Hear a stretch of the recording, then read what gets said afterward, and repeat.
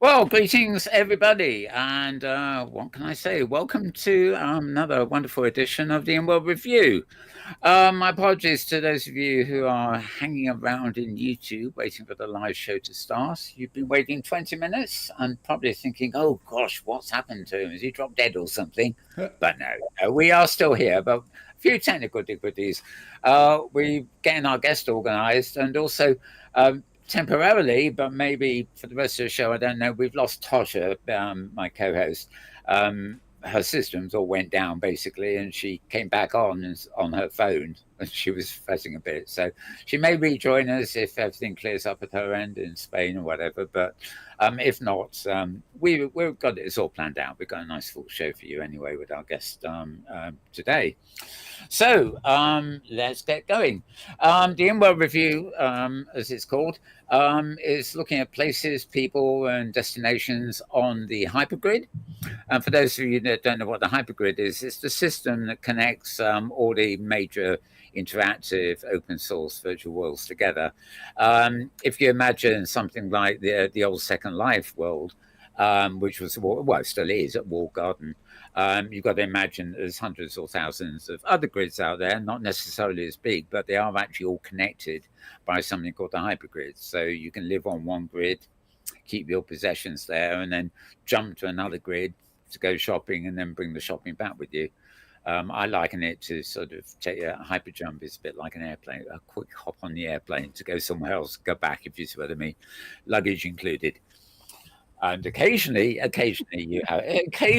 course, you do rely on the sea transport to come behind you. But that's after all, you don't buy a house and take it on the plane, do you?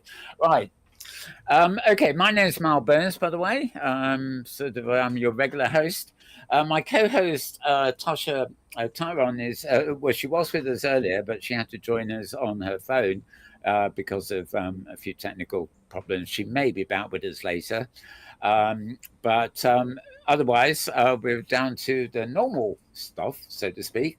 On my right-hand side, we have my right-hand man, and it's none other than James Atlloud. So welcome, James. Well, thank you, Mal. As always, it's great to be here. I'm looking forward to this discussion. I'm fascinated by Yeah, Animesh. I think this is going to be yeah, great. Yeah. yeah. And I'm pissy about Tosha because I know she's very keen on Right, spending time right. in Blender too, so she has that in common. Okay, well, in the absence of Tosha, we got our good old friend Pet Love Pet Shop here, who's sort of joining in the conversation too. Sort of because we'll be looking at a load of stuff and commenting on it too. So welcome, Pet Love. Thank you, Mal. Glad to be here. I think James is probably really even a sigh of relief because I didn't refer to the knobs this week, did I? That's all right. No I forgot knobs. the, I forgot the knobs. I forgot the knob fiddling. Yes, No indeed. knobs. Okay, and diving straight in here, actually, because we are running a bit late, I'm going to introduce our guest. Now, his avatar, I forget what his avatar name is, it's complicated. Basically, we call him Peter, which is his real name. He's from Holland, and he has a region called Sweet Surroundings. I'll That's spell right. that out in case we haven't got a lower third. ZWEET dash ZURROUNDING and then a capital Z.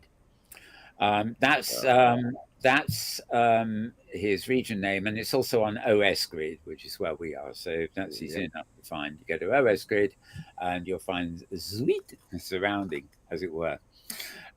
So just reorganizing, I should say, at the backstage here. Right. We have some film, two sets of film actually we've done in the last couple of days, and I have a slideshow from OpenSim World that actually shows Peter's region, but we'll be going to it in bit by bit, just taking a little break in between the bits. So welcome to Peter. Hello, thank you. Hello, people. Nice to be here. Right, good to have you. And despite the late start and a few technical hitches, hopefully we're away. Um, okay. where to start, basically. I'm going to run, or I'm going to start running behind us on the big screen, a 10-minute film I took, which is basically rough footage of your region. Uh-huh. And this actually started with I just landed straight at your shop, which is on one of the smaller islands here. Ah, yes. And one of the things we're going to be talking about, you're going to be demonstrating a few things, but in the shop here, I mean, what I was really struck by is the amount of foliage, different kinds of mushrooms and plants Mm-hmm. and stuff Mm-hmm. like that, which we'll see as a sort of glimpse here as the camera moves around. Well, when it gets upstairs, Sure. we will.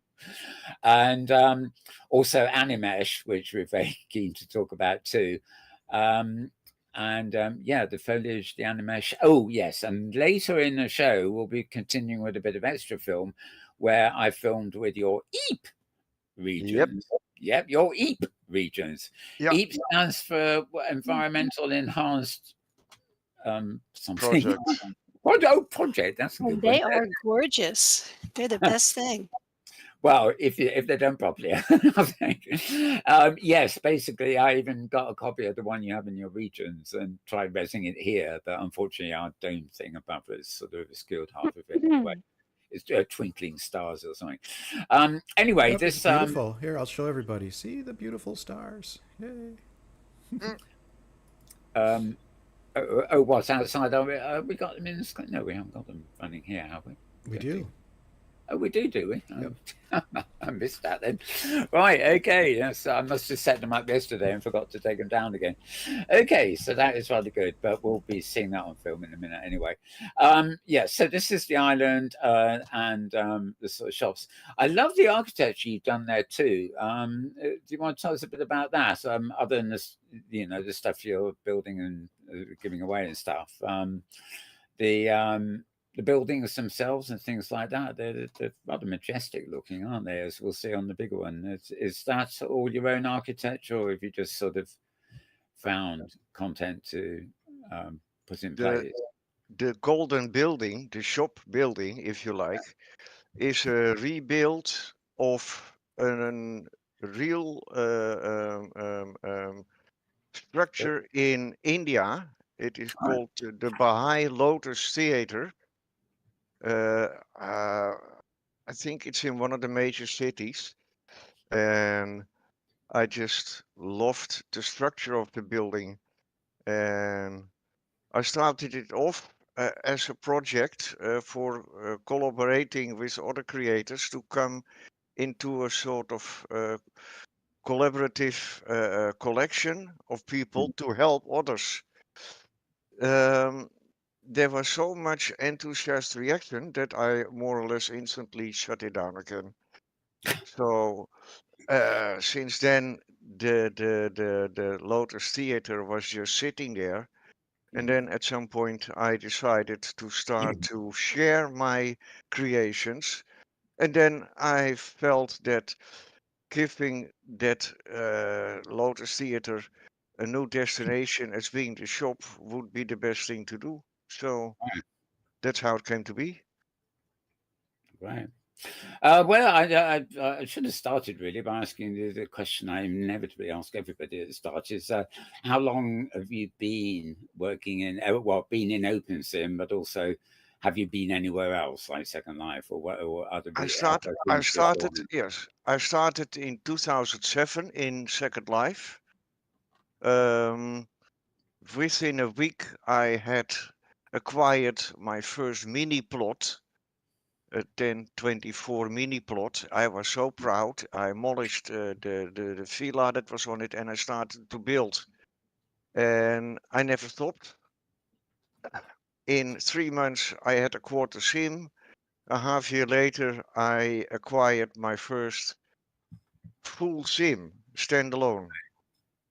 And that was when the official introduction of the name Sweet Surroundings was on the grid. Ah, right. And You mentioned that to me. Yes, of course. so that was until 2012. Then I retired in real life, and paying like $300 a month for that lame sim in Second Life was getting a bit too much. Yes. So So I true. decided, yeah, and so I decided to shut it down. Um, I had a very active group in Second Life. Two of my oldest members were also core developers of OpenSim. So when OpenSim started, they introduced me to the grid, asked me to help them to build their sim because they didn't have the time for it, and they gave me a sim as well. And that explains why I have an Osgrid account that starts in 2008. Um, Back in those days, I didn't do much because I still had my own sim until 2012. Right. So when I closed that down, those two girls, they invited me to Osgrid. They offered me to host a sim for me so that I could rebuild my suite in Osgrid. And that's how it came to be. After Right. 3 months, I decided to set up my own server because, as sweet as the girl would be, it's not very handy when something is messed up and you can't contact anyone. So you have to just Yeah. sit and look at the dead shit. So I started to do my own hosting, and over time, that has grown from just the one sim into now a 9 by 9 far region. That's 81 sims. That is big. I mean, you're probably bigger than Second Life by now, aren't you? Uh, it would, it Not would, quite. Oh, if you these would are rent big. it in Second Life, it would cost you more than $30,000 a month. Yeah, exactly. It's no It is competition. Oh, and just there's bloody a criminal. there's a peacock behaving itself. Yeah. In case any of you are a bit mystified by the camera and the film here, is as well as the building is up top, this lower area on the land has got a canopy of leaves all over it. So when you view it from the air, you can't see what's underneath. It's actually a trick I tried once, and it just means that you have to walk around really at ground level, because if you tilt your camera up a bit, you don't see the sky, you see the canopy of leaves. Mhm. And you from above you wouldn't know actually all the stuff that's hidden here. And on the first take here, I don't even get it all. I've got a lot more today. Right, so yeah, let's see. Any quick questions for Pet Love James here on what we're seeing so far before the film runs out on this one? You're saying that that's down below us, all that foliage? Yeah. Right. You'll see when I come out at some point. Basically, as I come out, all you see is leaves because there's a canopy, really, Yeah. like an artificial land made of leaves, and it stops anybody looking in from the air, and it also limits the amount that people can see when they look up. But then again, you've got all these wonderful, Yeah, colourful. it's beautiful. Looks Yeah, nice. Oh, I had it's a no good. idea. Yeah, I found it was a good idea. I don't know where Peter agrees with this, but I found that the idea of a canopy over a certain area, sort of, and the sunbeams coming through, it made it feel a lot more closed in rather than the wide open expanse we often see. Right. Mhm. His legs aren't moving. Oh, yes, into the caves here. So there's actually an area below the below. Ah, yes. Really? I'm giving more commentary than you are, but yeah. Well, this is obviously deliberate. Is the idea to over and beyond the animeshes and buildings and stuff? Is there an idea to sort of landscape this with, I guess, mesh and cave That's systems really nice. like that? It is. That's great. It is. I mean, the other thing I really admired on this, which again we'll see on the second film later, is the actually, although my camera work is a bit odd, a lot of thought has gone into the textures here. You know, I actually sort of come across different bits of rock that feel like different bits of rock and what have you, rather than just carbon copies of the same thing. That's your canopy we were talking about. You see, my camera's moved up and beyond. And Okay. everything we've just been looking at is underneath that canopy, so to speak. And then I think underneath that looks really nice. it does, You know, yeah. the sim, it's great. And Or the parcel, should I say. yeah, perfect timing. Well, that's the end of that film. We have which was I going to do first? You're going to be rezzing some stuff and demonstrating some stuff actually, but I'm going to move now to I've actually gone straight into Open Sim World here, where the advert or the listing for your region has got a sort of slideshow attached to it. So I sort of we walk through these slides now. I think this is the first one. I've obviously changed it into slideshow mode. So I'll just click through them and I'll actually pause and you can just tell us what we're looking at in the picture. Yeah. Right. This one, of course, has your Eep Sky, which we'll be coming to later. That's an old one. Looks like, yeah. Those photos, you have to remember, I started to take pictures from the progression of building. Somewhere like 2013, 2014. Yeah, that's right. here. When you look closely, you only see literally a handful of stars. Those are the original Second Life stars and not the ones that I added with Eep. Right. My Eep Sky is littered. Literally, you will see it later on when you come to the newer. Oh, look, there is one of my avatars sitting, the mermaid.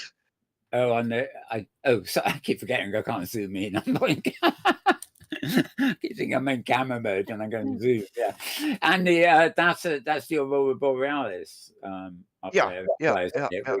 You're giving away a copy of that. I noticed as well. Yes, that's in my shop. That's a mermaid city under the water? Yeah, exactly. Yeah. Do you have some pictures? I bet that's cool. I made that's like a long time ago already. I decided to bring in some extra accounts. So there is 4. Well, you would call them bots. Right. They are real accounts like you and me, except that they are hosted on a Metabolt viewer. The Metabolt viewer comes from Second Life originally. Oh, you might call them alts as well. You know, well, no, I think they're more like because when I came in first, I was looking for you. I couldn't decide which of the they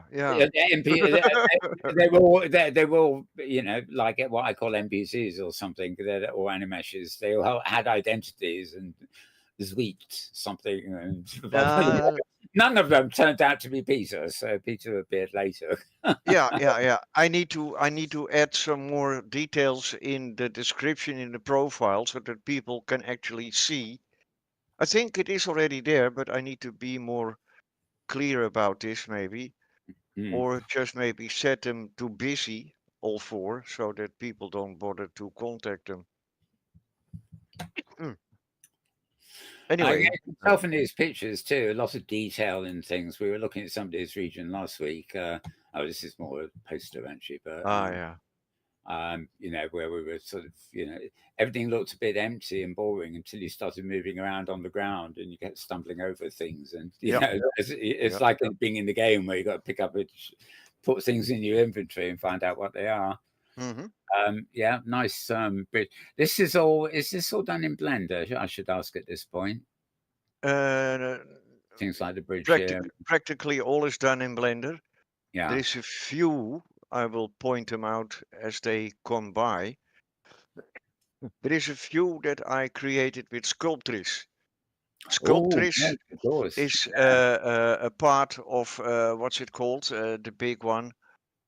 Oh, anyway, Sculptris has a unique way of applying textures to a mesh surface. It's like spray painting, but in 3D. So you can create your own textures on the object with any, and that's particularly handy with combining more than one texture on the same mesh surface.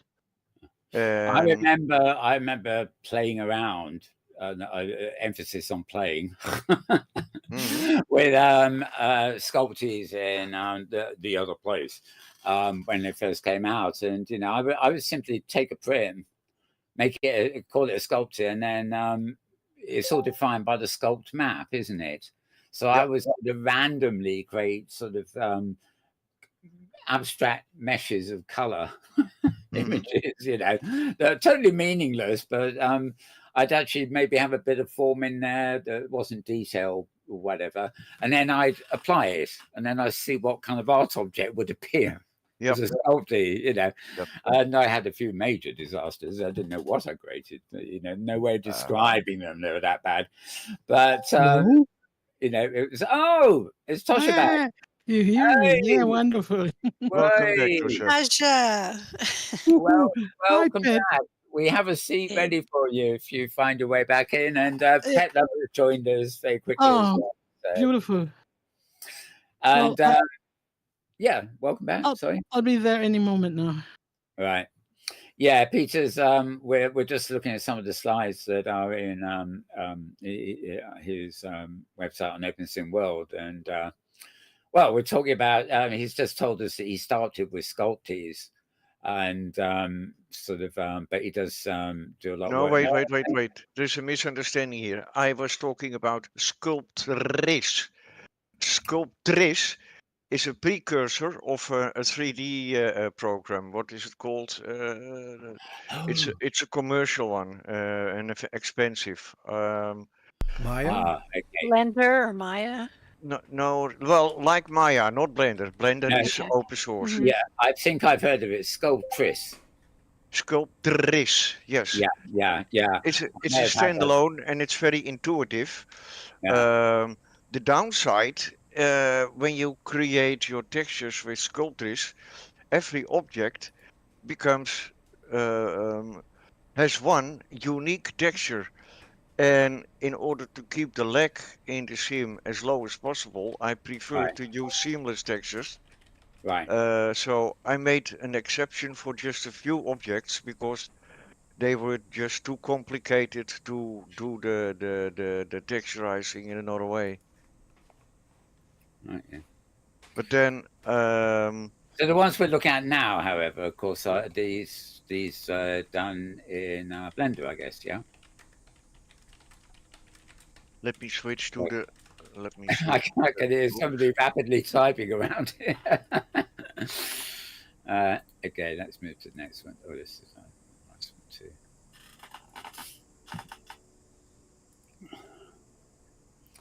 Okay, so you've seen the pictures and everything. Yeah, it's Ah, I another touched pretty one. Tosha probably isn't. She's not here. this is the entrance point. Yeah. What you don't see that much on these photos, the pillars. That's quite intricate.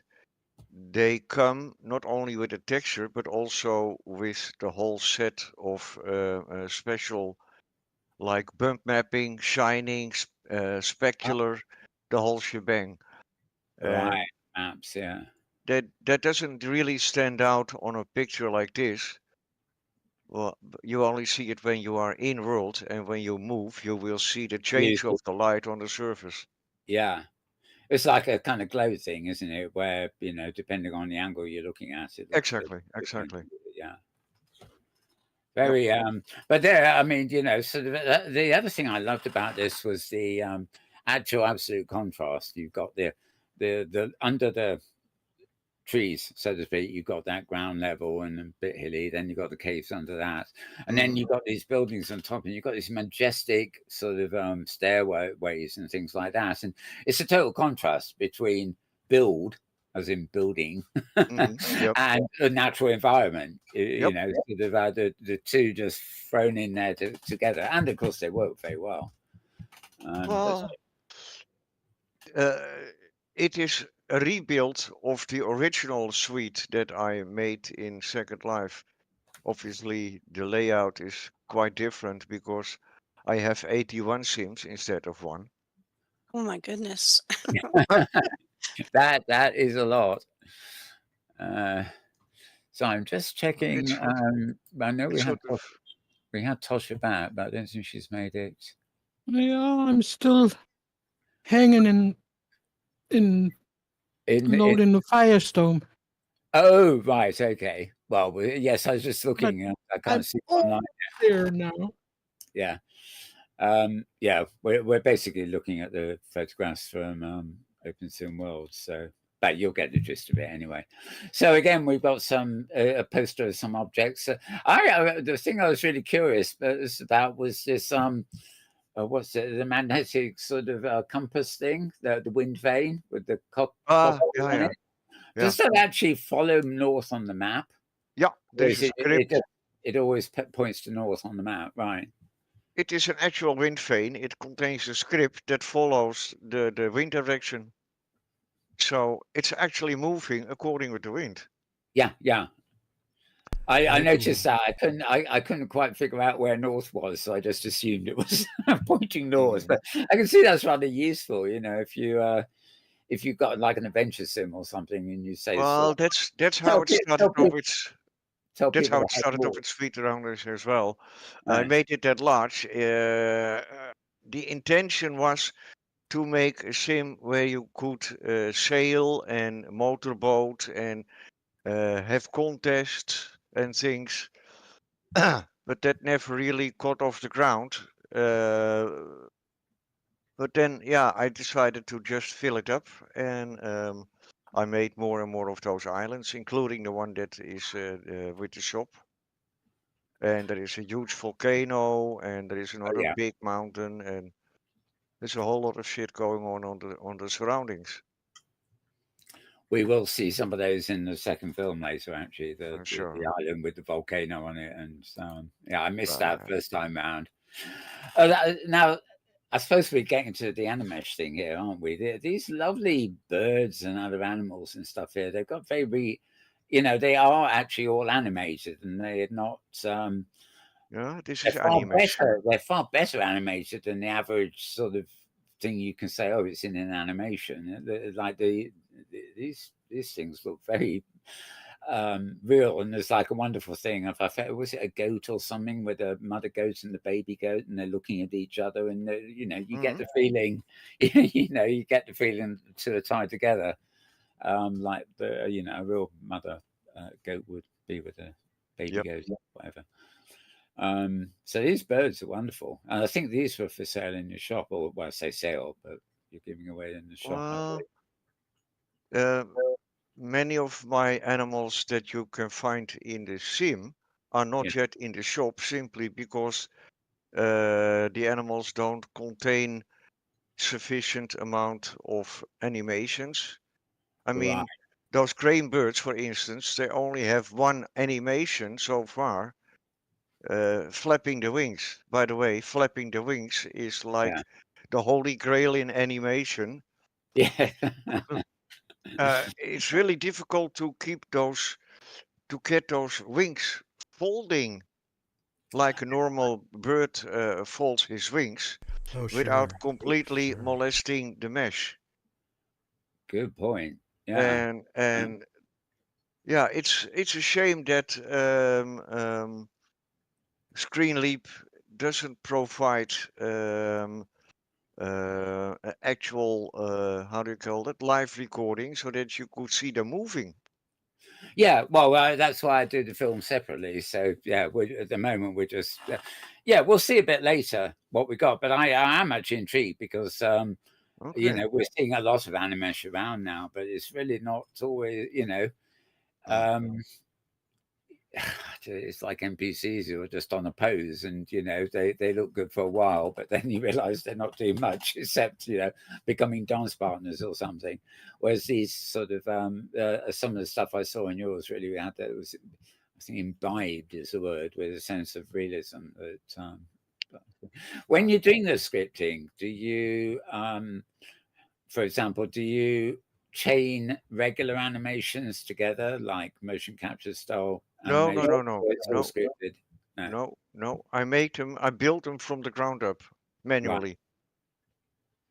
No, you have to keep in mind the skeleton is designed for a human being. Now, they added some extra feature so that you can use the rig for just about any animal, except that the wing bones, for instance, are very basic, very simple, and they don't allow the wings to be folding in a natural way, especially not with big, intricate ones like this. Mm. I could show you a picture, maybe. Well, we'll go through the ones we got here first. Yeah, anyway, sure. More flying creatures and fishies and leopards. And I don't know what the center one at the top is. It's a critter of some sort. This was the first batch of animated animals that I added to the shop. So you see the macaw, the butterfly, Morphophallus is the name. My leopard, lazy leopard. Yeah. He's one of my best yet in terms of performing. He's really lazy, but Inworld, on the end of the trunk in front of his nose, is this dragonfly sitting, flapping its wings.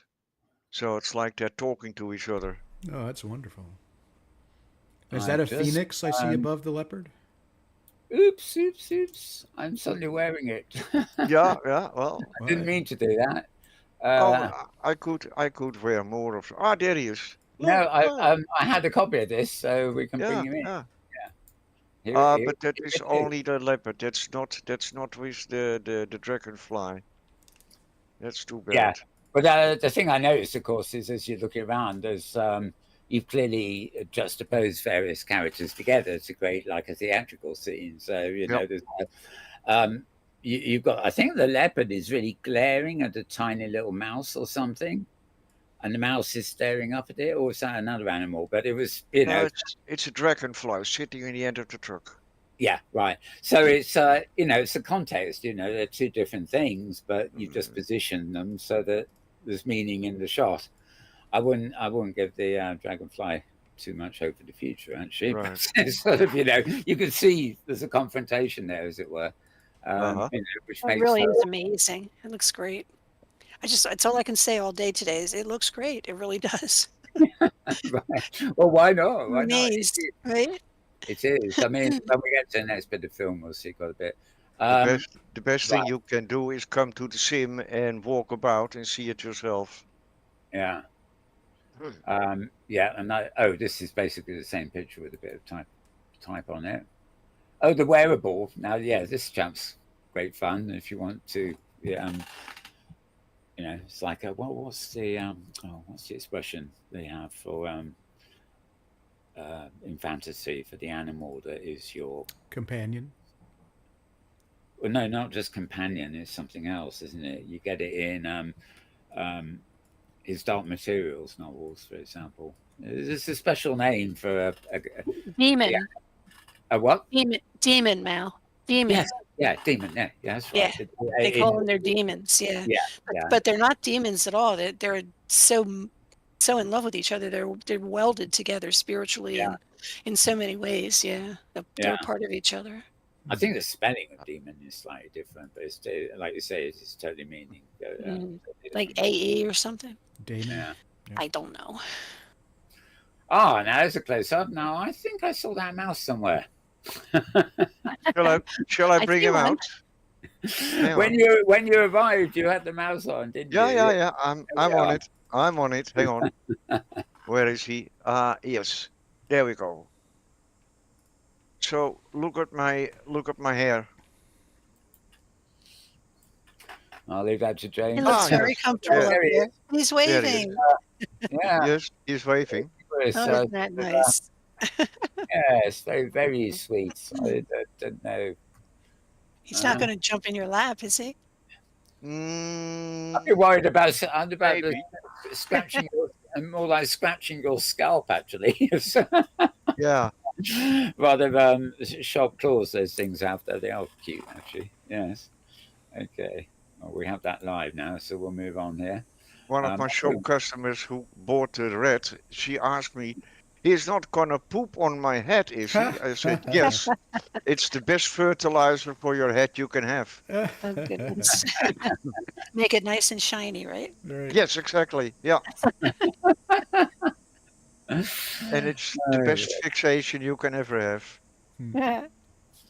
So we're back with these wonderful birds. There's really long beaks. You know, it's the most fascinating thing about some birds. They've got huge necks and beaks. You know. Yep. Like watching swans and things over in the park. Yeah. The problem with those animated animals, making the animations is so time consuming. You have no idea. Only people who actually do it themselves, they are familiar with this. It just takes. Oh, there is Tosha again. It Hi. takes forever. Oh, welcome back, Tosha. Thank you. You made it.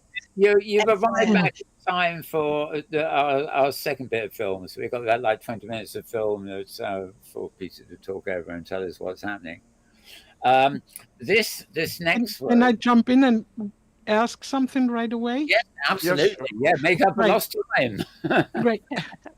Peter, how do you make the animations? With what program? You can buy a plugin for Blender called Avastar. Oh yeah, I have that. And that's what I use to make my Okay. animals. Okay. That's all the animation. Yeah. Okay. Well, you tell Pet Love about it because she's really keen on that. You know. Is that right, Pet? I'm dying to try it. Yeah. I can't wait to get some. And I've already recommended to her and James. Yeah, sure. Avastar. We can. I was already asked if I wouldn't be willing to give classes, which I declined so far. I'm giving classes. You suddenly turn around and find that you're teaching everybody everything, and you've got no time to do your own stuff anymore. I have been a teacher in real life. Yes, So no. Are you through with it now? I'm kind of done. Yes, the only thing I do is I give people like individual classes. I simply help them out with technical issues that they have. Well, that's good. That's nice. And giving Someone's classes, got to do it. yeah, no. The problem with classes, the level that is required to make anything in Blender understandable, you first need a very thorough understanding of Blender and especially the Blender interface, which is a bit of a nightmare. So giving classes in that sense is just I think it's undoable because the differences in the levels of understanding is far too great. And as I said, you need a thorough understanding of Blender before you can do anything with Avastar. That is true. Do you have any experience with things like Unity for comparison purposes? I mean, everything is a learning curve, isn't it? Yeah. I get the impression. I get the impression that people think it gets easier. There were a few guys setting up a new grid with Unity and things, and they invited me to test it. Yeah. It didn't really work for me. Blender is open source, and there is a very active and enthusiastic community. Just like the plugin Avastar, they have a special help group in Discord, which is quite helpful. They are experts. What's her name again? Kaya, the CEO from Machine Matrix. Yeah. Kaya, whatchamacallit. Yeah, I don't know what her name is either. Kaya. But she's really good. And there is Real. She is also very helpful.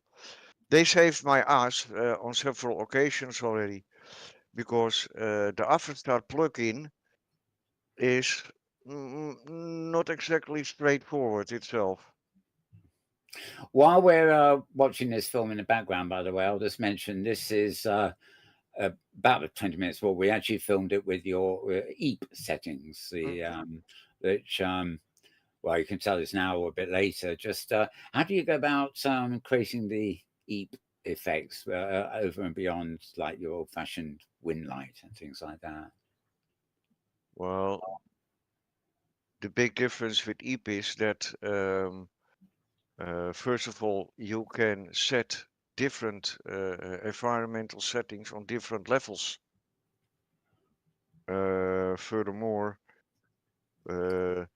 you can now address more effectively clouds and other environmental aspects. That's how I got my EEP stars. The stars in the sky are an actual replacement of the clouds. In other words, there is no clouds, there is only stars. The stars, yeah. And that's also why they flicker. The normal moving of the clouds is also causing the flickering of the stars. That was a bit of a happy accident, but it looked pretty cool, so I kept it. We've had him on this show quite a few times. There's a chap called Nick Spreen. I don't know whether you've heard of him. He does a lot of performance things where he's got the EEPs in the sky and on the ground, and it's constantly changing them. It's sort of a bit overwhelming actually after a while, but certainly he manages to do some fantastic things, by actually changing, the EEP settings live while music is playing and things like that. Right. And it certainly beats particles, which are a different thing entirely, of course. This is another example of the textures. We missed one, which I thought was great, some of the rock textures a minute ago. But, yeah. Yeah, well, from the very first start in Second Life, the texture has been here's the stars, my core business. Do you you go out and photograph the textures, do you, and then modify them so that you can tile them? Yeah. There's a bit of an art to that. Some people think you can just grab a texture and think, that's a good texture, and then you try and apply it on a 3D object, and it doesn't quite work. Can I ask another question? Will you publish the landmark for these beautiful sims? Yeah. Of Peter? Yes. It's if you look in the Discord chat, you'll find it there. Yeah. Okay. Because I'm really interested, but it seems we're up to a little bit the same thing. I've tried to make Animesh, and I just didn't. I couldn't. I mean, one of the things was the animations to make them. As you said, it's time consuming. Yes. I was hours and hours and hours, and when I looked at it afterwards, it looked terrible. It's horrible. Yeah. I know. And the other thing is, I tried to make Animesh people, and I just didn't get around to it either. I stopped. I did some things that looked very terrible. Also, the people. I tried it with all kinds of things. I tried it with the make human. Yeah. And that was horrible. Yep. And thank you for the friendship. Thanks, sir. Oh, telephone. Well, we should have a special separate discussion about this maybe sometime. Oh yeah, good. Yeah, I must admit, when I saw it, we've got Animesh, and then we got Blender, and we got the EEPs, and then just a general sense of but it's all connected. Can I carry on. Can I disappear for a moment again? My brother's just calling me. I have to tell him something. Okay, I'm just muting myself, okay? Just muted and still lurking. Yeah, I hope you don't Okay. crash on us. So, okay, that's great. Okay, how we still got plenty to look at here. Yeah, the second lot of film here, I managed to get quite a lot more in, including I mean, apart from the Eve, I was getting a lot more close-ups of I hate scrolling ahead on these things, but a couple of in the undergrowth bit, there's a couple of really strange characters. Again, I think you had them in the shop. There's a close-up of them somewhere. An Animesh character, but not in any way a recognizable human or Oh, even my carnivorous. Yeah. not even a recognizable animal. It was just really It was a fantasy gimmick thing. yeah. It started Oh, off. and the cameraman fell down the hole. Yeah. You have discovered one of the hidden caves. Ah, yes, and you go down again. Yeah, no, I found a quick way. That shouldn't happen. That is my bad. There is a glitch here. Oh, this is the one I was thinking of. It's crazy. I'm going to move my. I saw him. There he is, the carnivorous. Yeah.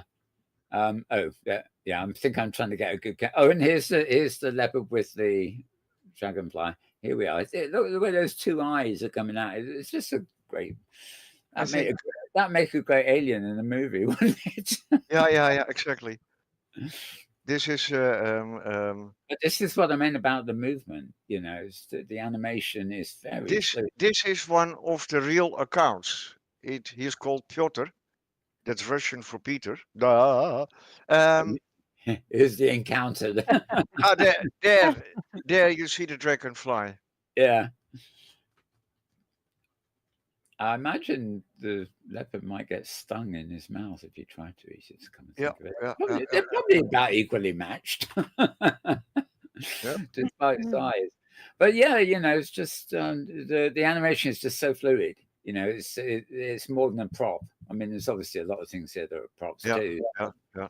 Okay, back again. Oh, wonderful! Welcome back. We're I don't know how much you're watching the screen, whatever.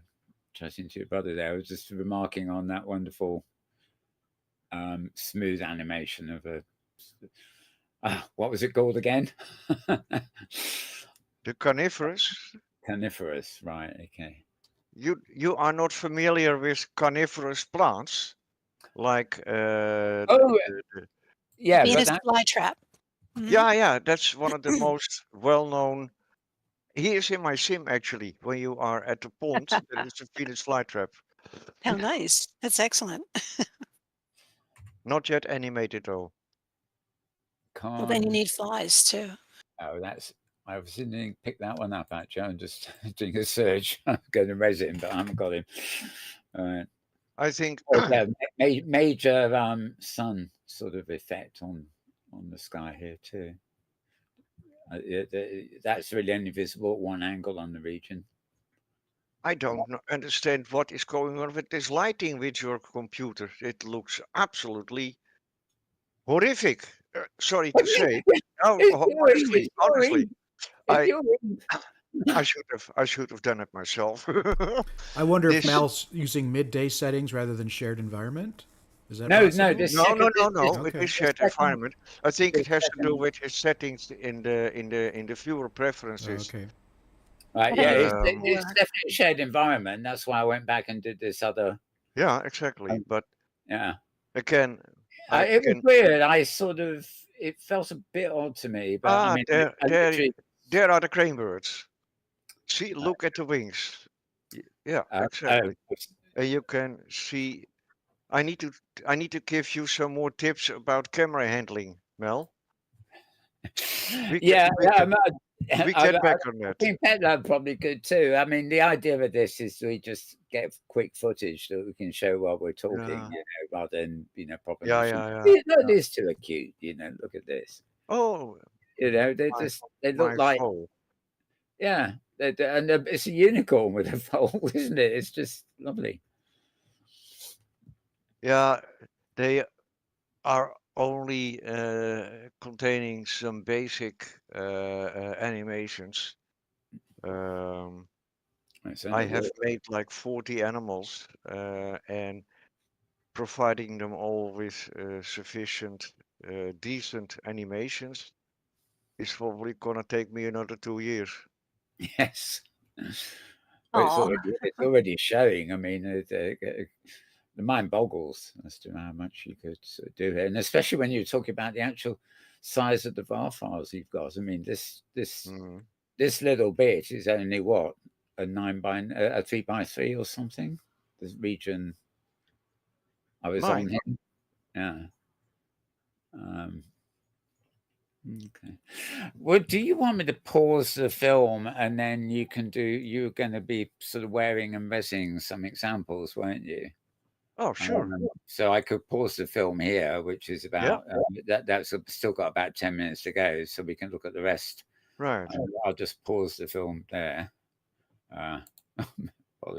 Okay. Slightly better shot, and yeah, we got the mouse on your head so far, and we got this. Yeah, and now we got some more. One of my latest. Where is he? Yeah, there he is. Oh, nice, beautiful. And wait for it. Then you can see. Let me see if I can actually freeze him when his wings are. Yeah. Okay. Nice. See now. This is a relatively straightforward mesh in the sense that the wings is mostly billboard texture. I will show you another example, the one that I'm working on right now, a peregrine falcon, where all the big feathers are individual pieces of mesh. Oh my gosh. And that makes it a horrible nightmare. Each feather is directed, governed by a finger digit. So I had to disconnect all the digits and oh man, it's a nightmare. You don't want to know, honestly. It'll be gorgeous when you're done. It's good you're Exactly. doing it. I will. Uh-oh, why am I standing? Oh, you stupid machine. Sit your ass down. Yeah, you might find it. Well, I don't know. It's just easiest to stand. I don't know. Hang on. Yeah, I need to be careful with what animation. Okay, and then we have. Oh yes, of course. Let me show you the peregrine. Oh, nice. This is an early version. The texture, especially the inside of the wings, is quite crappy. And I'm not perfectly. You were talking earlier about how complex it is to actually manipulate those wings and the way they fold. But this chap's folding his wings. Amazing, yes. Yeah. I'm getting closer, but I'm still not happy. I'm working on a new version, which should allow the wings to fold a bit more properly, so that it looks more natural when they're retracted. It looks great, but I'm not happy yet, so I'm already on to the next version. Fantastic. I started this off with my peacock. Where is he? Ah, he's just gone into the floor. There he is. There he is. Oh. There he is. What Scaring happened? The monkey. Oh. Oops, help. He's molesting the whole thing. Oh, where are you going? The whole set, yeah. Get up here. Maybe he'd like a seat. Okay. Nice.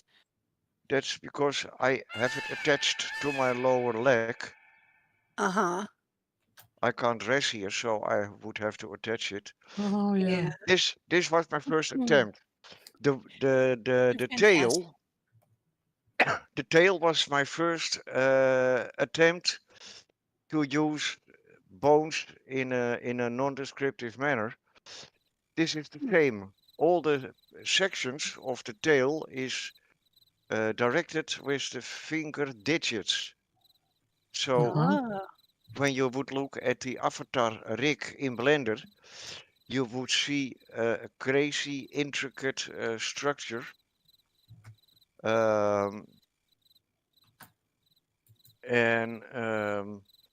So far, this is the only way I could find to get this sort of complex motions going. There is something new.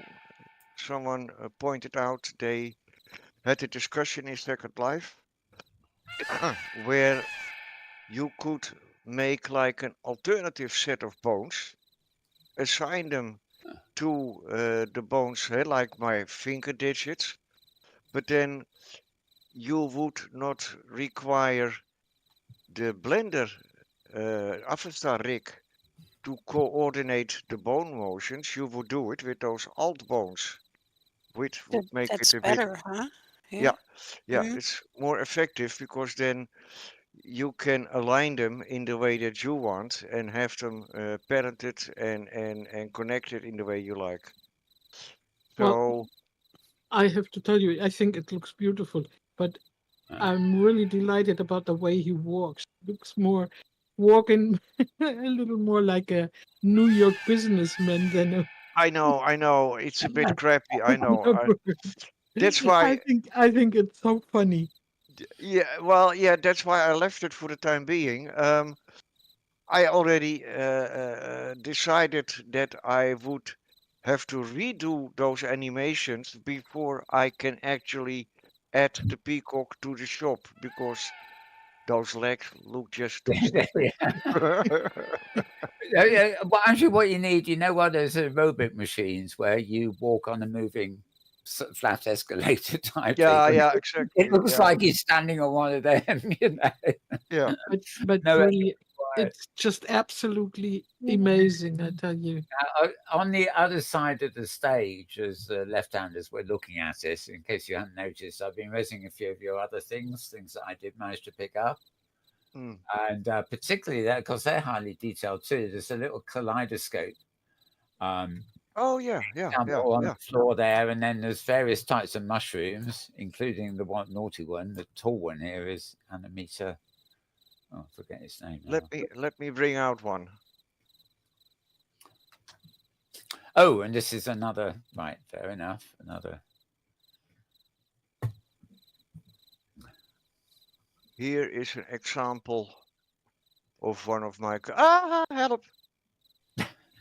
Yeah, I keep thinking if this was a real world show, you'd have an audience thinking, "What the heck is going on?" Yeah, the problem is that I can't rest. I have to attach it to myself. Yeah.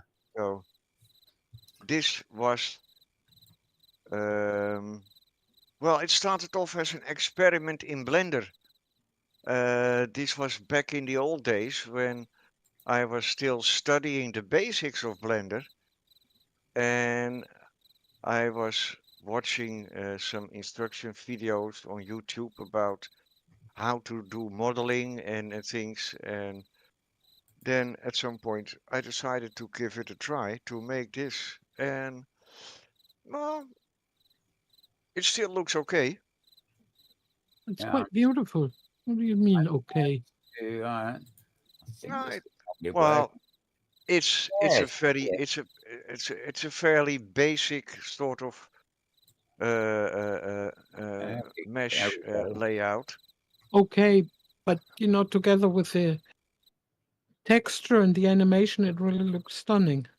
Yes, I had it on my wall in the castle. Quite relaxing. Yep. It's a good backdrop. Ah. Oh, you got one too. Yeah. I read it. Yeah, that's what I was saying. I did pick up. I think there were 3 of them, and it's I just love the way it changes color and everything else, and it's sort of. Oh well, there is one extra thing I'd like to point out. Most of you probably know that when you animate a texture, the original setting is that the texture layout is always 1 by 1, and you cannot change that. I found a way in the script to override that so that you can actually dabble with the repeat. And Right. Let me. Oh, yeah. I can't edit this. What? But Hang on. if Now, you I can go into edit, and if you tell me what to do. click edit linked and click the green one in the center, as soon as you have the actual kaleidoscope selected, then you go in edit, go to the texture tab, and then you see the repeats, horizontal and vertical, and just change a number, horizontal or vertical. Just change a number. Just do anything. Yeah, there you go. You see, it immediately affects the layout of the whole thing. Well, cool. Right. And when it's running normally, it cycles through quite a bit of it anyway, doesn't it? Yeah, but it Yeah, doesn't. it's wonderful. I love it. You know, as we mentioned the other day, it's you remember when you were a kid, you have this thing that looks like a telescope, and you hold it up and you move it around. Mhm. And then in more recent times, of course, we got fractals and things. But I've always liked the tantric nature of the kaleidoscope thing, because it's totally organic, but it's also rather uniform. It's got a symmetry to it that is pleasant, but it's not. You don't think symmetry when you're looking at it. You think organic, and it's great. I think I'll redecorate our studio here with one on each side. Beats our curtains, doesn't it? We've got a great comment from YouTube. Chris says this is like there's a show in the United States called Jack Hanna's America, and animals would not behave the way that they were hoped to behave. Okay. So yeah, this is much better. Yeah. Can we go virtual zoo before long? Right. Yeah. So yeah, and I mean, I just think you've done a wonderful job. I mean, I know they're static and everything else, but these different mushrooms and everything got that really, you know.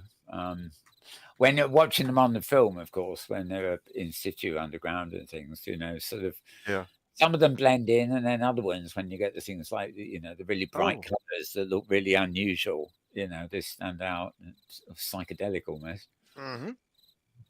You found a mushroom, right? I found what? Sorry? The mushroom.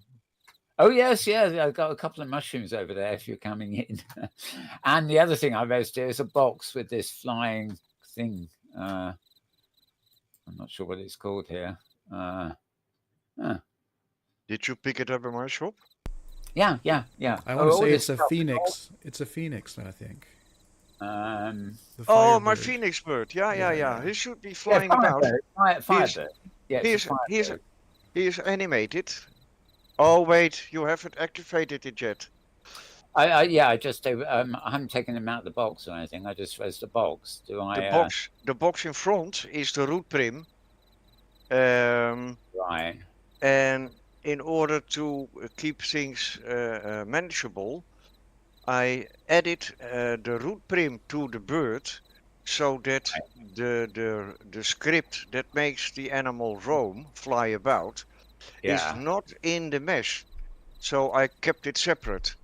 That means before you actually use the bird, you first set it in place, then you set the motion script in order. Hey, you click the root prim, and then you get the blue menu, set location, speed, radius, blah blah blah, and then you click the child prim, the actual Firebird, because that contains the animation script, and you open the script and set it to running, because only then you will actually see the damn bird move its wings and things.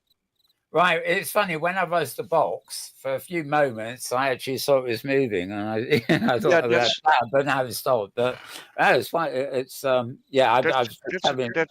that's a glitch from the Animesh system. Yeah.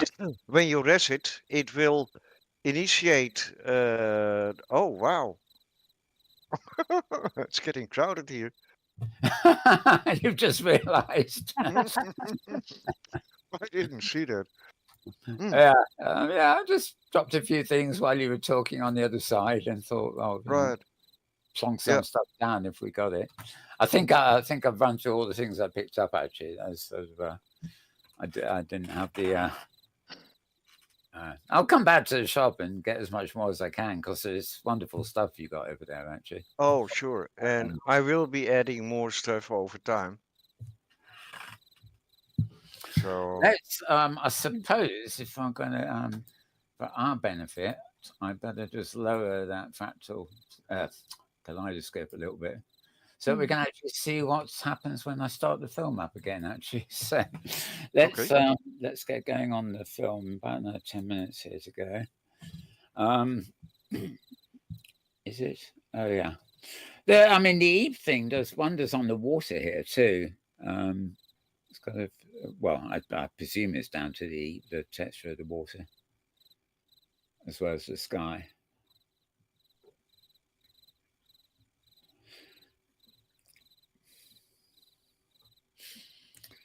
So that looks like my Eep. Yeah, I hope so. I did go in and specifically said use, environment, whatever. Yeah, it's definitely your Eep. Do you happen to know the brand of your graphics card? Is it a Radeon? NVIDIA. It is NVIDIA. Okay. That's a bit disappointing. Oh, hang on a second. My Windows machine. Yeah. The one I filmed with was an NVIDIA. Yeah. Okay. I was trying to understand why it looks so different from mine. Maybe it has to do with the settings of your Firestorm. I don't know. Could be, yeah, and the monitor settings and things like that. I mean, I suppose I just fiddle around to get what here. I'm simply sticking with your settings rather than introducing anything in mine. Oh, and the color on this texture here. You look up at we're in the cave under the bottom level, so to speak. These textures are they're crystals, I guess, aren't they? Yeah. Standard types. Right. Look at that, isn't that color? I thought that was great color, Eep or no Eep. I thought those looked wonderful. That was... you feel like you're in there's a difference between the dark rocky cave, that you get lost in and it's too dark to see your way around unless you got a torch, and then you get the magical fairy tale cave, with exotic colors and. Yep. We should have some mushrooms in the cave, I think, actually. There were initially, but then I cleared out a little bit to save resources. But then again, I have been dabbling with settings and contents throughout all the time, so there's a good chance that it will change anytime soon again. You sound very practical and realistic. Well, yeah, and it shows in your work too. I know that many people are not so fortunate to have powerful hardware or graphics. Right. So in order to keep it manageable for visitors, I try to keep it as low as possible. My complete 81 sims is running on approximately 300 megabyte of RAM on the server. And I know people who have one sim with a lot of stuff that uses like 1.5 gigabyte. Yeah. I was going to say, yeah, that's an amazing number. 300 is as low as I could get it, but that is only because I have been optimizing things to the extreme. And you can take that quite literal. And obviously, presumably the number of visitors you have coming in to look around impacts the RAM too, doesn't it? I remember when I had a self-hosted one, I could go with about 6 people at a time, and then by avatar number 7, impossible. Yeah. And our safaris, Thursday safaris, for example, we quite often end up somewhere, and they claim to have done wonderful testing, to check that it's all working, but they test it with a couple of their themselves. They don't actually test it with the actual volume of avatars that will be coming on safari. And then you say, "Whoa, we tested it this morning; it was fine." You know. Yeah. All these little things contribute to what's going on. I think that's one of the reasons I like being alone on quiet sort of sims, because I can just buzz around and explore and things without worrying that there's so many avatars around. The lag's going to kick in. Yeah. Right, this is the inside of the shop again, which is actually a small island off the bigger area we were looking at there. Yeah, those are curious. So those mesh sort of that's Japanese dancers, or I found them on Sketchfab. They are excerptions from gaming stuff. Someone managed to extract all those characters and publish them on Sketchfab. I thought it was nice to introduce them in my sim. The original intention was to actually have them animated so that they would be dancing in my ballroom. That's still on the drawing board. Now this is upstairs where people can pick up all these exotic plants and things we've been talking about. Yep. And showing you. I go, what's Victoria have? Well, never mind. So yeah, I was intrigued by this because I thought, that looks nice. Irises, I've heard of them. But I mean, there's all sorts of breeds of plant or whatever here that I've never actually heard of. But they look good. And then the mushrooms are over. Well, a bit, move over here. Yeah, this is all the. Oh, that's the new items bit, wasn't it? So. Stuff we've actually seen. That's the new items. And telescope there. On the left, here, you have there is the wind vane. Trees. The trees. Yeah. The ropes, that's an interesting thing too. That comes from a special feature in Blender. Well, we should have a separate talk about that sort of stuff, because then it gets really technical. Yes. Yeah. Well, maybe we'll have film a special Blender program, like a special, that lots of people talk about. I have been thinking about this already many times, but I never found a proper setup or sufficient interested people to get it started. I think it's got a lot of people interested. I mean, I think they have classes on what's the name? Oh yeah. Kitely. I think they have Blender classes. I know, but I'm just thinking like things like this program where a lot of people who use Blender getting together to discuss things, and I was actually intending to come up with a sort of how do you call it? Like a help desk.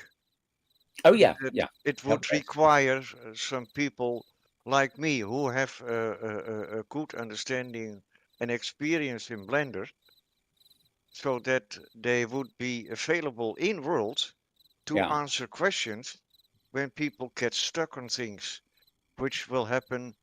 The question is not if you get stuck, but when you get stuck. Right. Oh, true. I have a serious love-hate relationship with Blender. I'm working on the love part. I'm having a hard time getting past hate.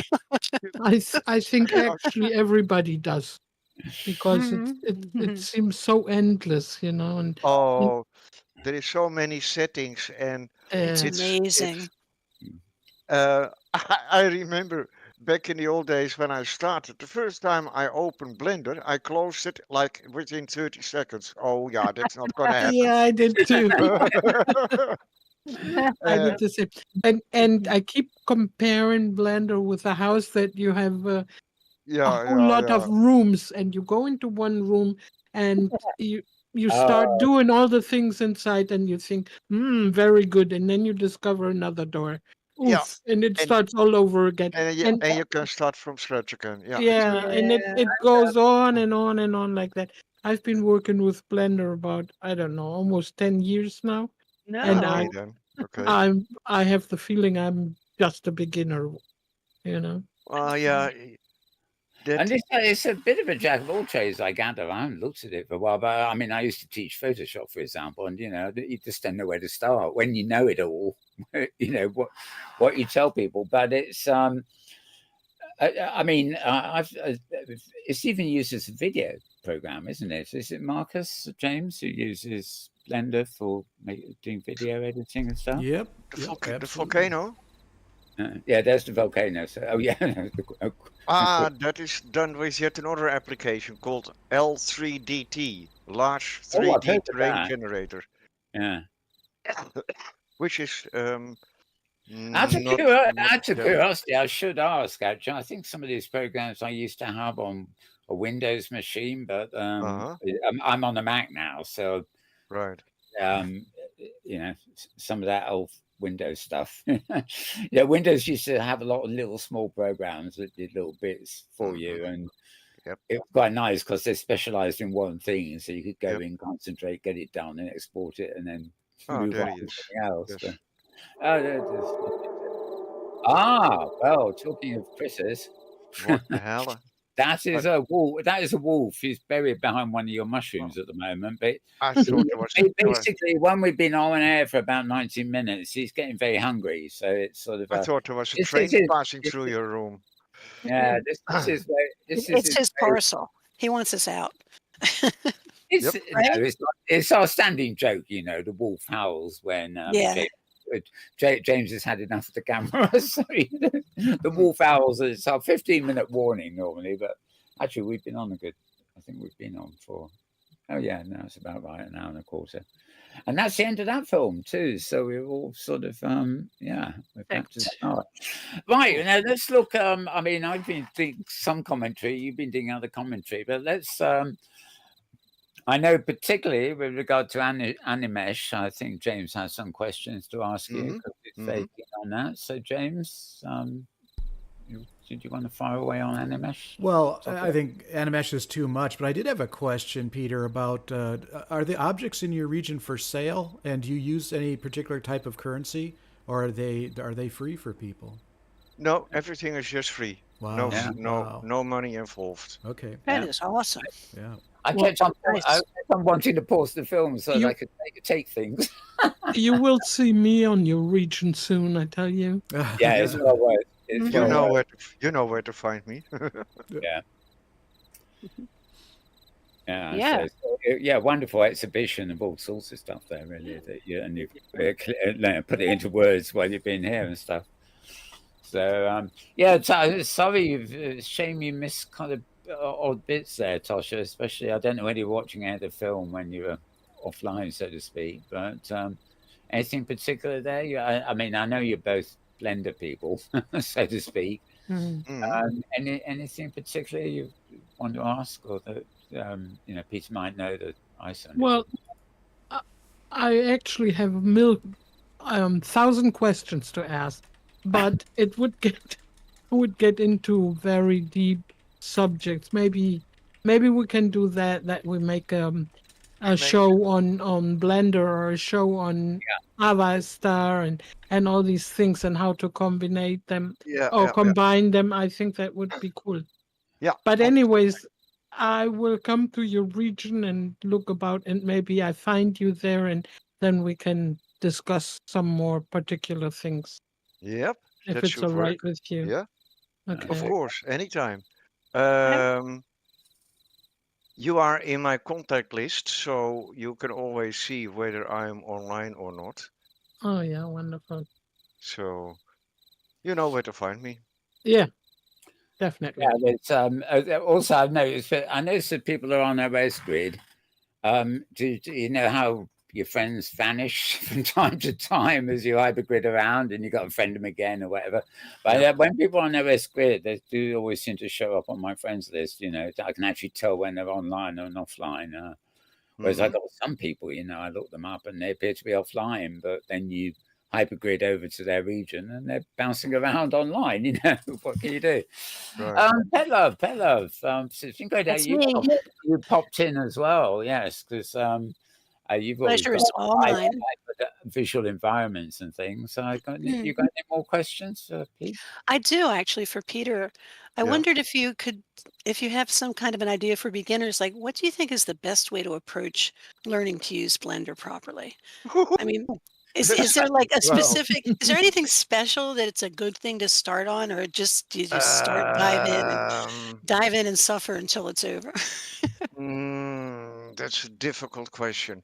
Well, Mm, from my own experience,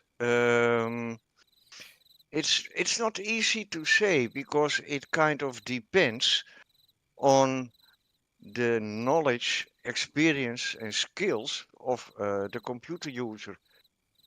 right. If if you're not That makes really sense. if you're not an experienced computer user, Blender becomes even more intimidating than it already Mhm. is. But for an Um, experienced user, and a good computer user, well, how about that? there is another thing that I find particularly annoying. That's my personal opinion. Mhm. Um, when I started off with Blender, I think it was 249. And since the 249er, there has been so many changes and new versions. Oh, They are, yeah, sure. and with every change, every new update, you have to reorganize things again if you update too. So I sort of gave up. I'm stuck with 279er with Upper 2, and that works fine for me, and the rest can sit on the roof, as we say in Dutch. That's what I do with my editing software, Yeah. and and it's really starting to break down, but I don't care, I'm gonna use it until it totally dies. Well, if you see what I am capable of doing with the 279 and Avesta 2, it works Mhm. fine for me, and I haven't really found my limits yet in the sense of capabilities of Fantastic. what I can do. Mhm. That's So good. Mhm. So we can Well, learn one and stick with it then, and that would be yes, good. but Mhm. I think you and James, you're on a good way. You have found a pretty good learning system on the internet. I think Mhm. that's pretty good, and you can take your time with it. That's the well, first, no, no. Is it's this the something I should? Is this something I should No, be you have to learning? hurry. The first few times I couldn't even get Blender properly started, so I sort of gave up. And then yeah. I had a serious bad jaw infection, so I was stuck at home. Oh, And boy. in order to get my mind distracted a little bit from the pain, I decided to give Blender another try. And I have been sitting here for 3 weeks. If I leave out all the bad words, I haven't spoken for 3 weeks. Uh, Yeah. but You're then doing a good job Wow. today. Right. after 3 weeks, oh, I forgot to mention one of the first things I did when I finally started to learn Blender. The first thing I did was actually print out the complete manual in Dutch. Uh-huh. Mm-hmm. I did it too. I have it in English. It weighs a ton. Uh, and in the beginning, I had a number of those sheets from the printout. I had them glued onto the wall above the computer uh, because Brilliant. Mhm. Blender, for instance, is by far the world champion in containing an amount of hotkeys. I think Mhm. Blender has at least 200 or 300 of them. It's really insane. No, it's really too much.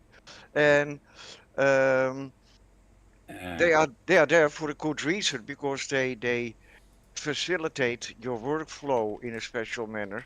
But then Mhm. you first have to learn all those bleeding hotkeys, which is I a pain in the butt.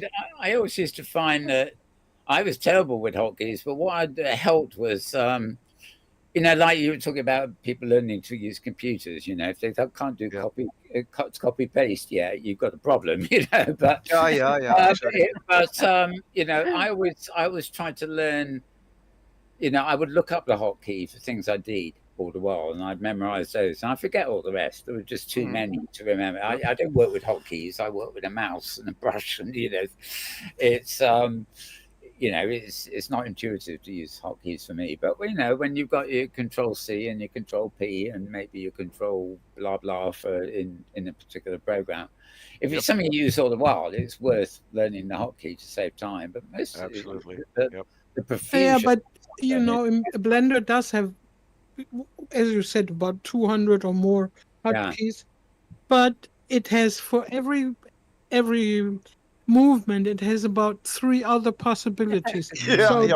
Depending on what you are more comfortable with, you will learn that, and with the hotkeys, I didn't use them in the beginning either. After a while, I found that it was much easier and faster to use them, but I still don't use all. You'd be in trouble without the G key in Blender. The G key? The G, the grab key. Yep. Grab. But you can also find out, different ways to do that, to grab an item and to push it around, And I want it to be like a cookbook. I want to be able to say, okay, I want to make a tree. Start with the leaves, do Control X, da-da-da-da-da. Okay, now do, you know what I mean? Like really step by step, like a cookbook, like a recipe. Yeah. Yeah, but start me. but start with the stem, not with the leaves. Okay, yeah, whatever. Yeah, but yeah, they're probably, everybody has to find their own way, I'm sure. Yeah, and for me it was the same. When I first opened Blender, I opened it and I closed it again. I said, never. That's like each time I open it. And I then keep opening it and saying that. Yeah, sorry. But what happens the first thing that came to my mind when I opened Blender, I thought to myself, I want to bet my ass there has not been one woman involved in the development. Guess what? There wasn't. Because it's not intuitive? It's so completely counterintuitive. It is, isn't it? It's a nightmare. The original creator is a city fellow of mine. Ton Roosendaal. Ton Roosendaal initially made Blender as a commercial application for 3D animation movies. Okay. And there is a few examples from the early works. But then at some point they decided to do some crowdfunding, and they raised sufficient money to buy out the original participants in the commercial setup. So from that time on, I think it was already in 2008 or 9, Blender became open source, which is the best decision ever. Yes, for sure. At least for the users. Yeah, it is. But I think, I've been going up. I started also with 2, I don't know what version of Blender, and now I'm up to 3.6 or something like that. I keep going up, and I noticed that things have become a lot more intuitive and a lot easier to handle very many things, more possibilities, but most of all, the make it easier to handle, and that I think is really cool, Yeah, well, I have been meddling the interface of Blender, because Blender is in its own right is quite elegant in the sense what it allows you to edit and change to your liking. It is amazing. Yeah. And that's why I want to stay with my 279er, because the layout of my screen is just at my liking, the colors and the configuration and things. And I don't want to reinvent the wheel just because I get 1 or 2 extra buttons for God knows what I will never use. Yeah, well, brilliant. Yep. That is true. That is true. But for example, one thing, when in the older versions, when you update it to a newer one, you had to do all the things that you had configured. You had to Yes, do them all over again. And now exactly. that is not the way, you know. I You know. just You can update now. to a newer version and it just keeps all your configurations. Yes, it imports it automatically now. I Yeah. know. And that is really some hours less of work, you know. Yep. And But that's my relationship with Blender is, well, like you said, love and hate. yeah. It's absolutely addictive. I can, if I find out something or I'm starting on something, a new project on Blender, I can sit here 24 hours without stopping, without Yeah. even getting a glass of water, you know? Yep. Oh Yep. boy, Yep. It's like a trance. It's like being Yeah, hypnotized. Yeah. yeah. Mhm. This morning after my coffee, I sat down and I wanted to have a closer look at my peregrine in Blender. And before I knew it, it was 4 o'clock in the afternoon. Yeah, yeah. And your coffee Yeah. cold next to you. I No, know that. no, no, no, no, no. Oh, That's no, not. no. That's no, no, no. Nothing comes between me and my coffee. Oh, okay. What happens to yeah, me is I same make here, some same here. coffee and I put it next to me, and then the next thing I know, hours later, coffee cold, and I'm Oh yeah, still with the blender things, you know? yeah. But I, that happens with everybody who drinks coffee all day. Eventually, it goes cold. also tea. Also tea. And you just I keep sipping it. Whatever. It's it. Mhm. Yeah. Okay, well, I should have asked James if there's any other comments in the live chat at YouTube or anything. Nope, nothing there. We're good. Nothing like that. Yeah, well, a quick word to our viewers and or even listeners, but principally viewers, of course. Let us know if you'd be interested in shows that actually include a lot more of this sort of discussion you've felt a hint of at the end here. Looking at sort of things like Blender and maybe even Unities and things like that, things that are compatible one way or another with creating for OpenSim, which in our case is what it's all about. So do let us know if you're interested in those kind of shows or whether you actually it's good to hear from you, about the shows generally. Do you prefer art? Do you prefer destinations? Do you prefer technique? What do you want from us, as it were? So yeah, you can also email us. By the way, I keep meaning to mention this. You can get us at MetaWorldNews at Proton. That's PROTON.me. Easy one. So if you use that old-fashioned thing called email, it's nearly as old as snail mail now, isn't it? Yeah. You go stick with Discord, I think. Okay, I think we've it's time to round up. Talk about being entranced. I'm just watching on the other monitor here the film, just keeping on, and I'm sort of looking at it and sort of dissolving into it. Just a wonderful environment there. And obviously, actually, it's really strange. You were talking about the quality, but the color appearance and everything on my monitor is very different from what I'm seeing on the Screenleak copy in World. But That's not unusual, though. I mean, No, it isn't.